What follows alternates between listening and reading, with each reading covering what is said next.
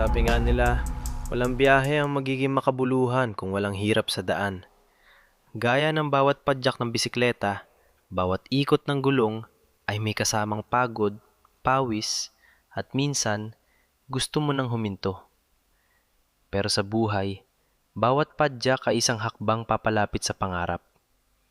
May mga paakyat na kalsada na susubok sa lakas mo, may lubak na magpapabagal sa takbo mo, at may mga pagkakataong pakiramdam mo ay wala ka ng lakas para magpatuloy.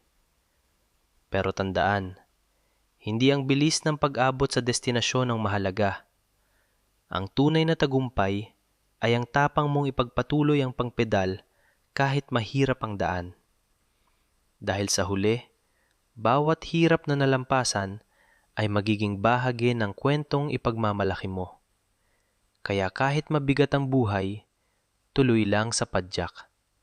Dahil ang bawat ikot ay papalapit sa destinasyong para sa'yo.